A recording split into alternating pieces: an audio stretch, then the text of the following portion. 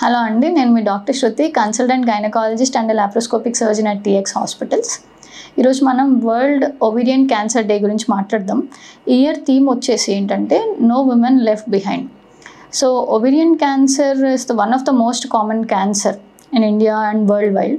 And ఇది ఒక silent cancer కూడా, ఎందుకంటే సిమ్టమ్స్ చాలా వేగ్గా ఉంటాయి. సో మనం ఎర్లీగా డిటెక్ట్ చేయలేం. సో అడ్వాన్స్ స్టేజెస్లోనే పేషెంట్స్ మన దగ్గరికి వస్తారు. So to avoid that we want to spread the awareness by explaining them the risk factors. ఒకవేళ family history of breast cancers కానీ, any history of endometrial cancers కానీ, like any family history of colorectal cancers or BRCA genetic mutations ఏమన్నా ఉన్నా సరే, ఒకవేళ women age పెరిగే కొద్దీ regular చెకప్స్కి వెళ్ళడం, or history of nulliparity, previous deliveries అవ్వకపోవడం, no pregnancies, like infertility and infertility కోసం long term usage of hormonal therapy ఏమైనా తీసుకున్నా సరే, లేదు అంటే ఎండోమెట్రియోసిస్ కూడా it is one of the risk factors to develop ovarian cancers, like endometrioid cancer, like and clear cell cancer of ovary అనమాట.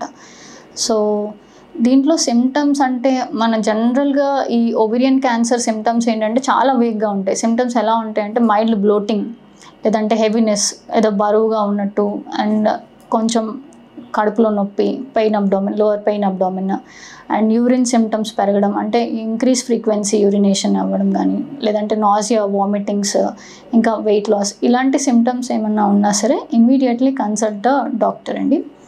And let's spread awareness of this ovarian cancer. Thank you.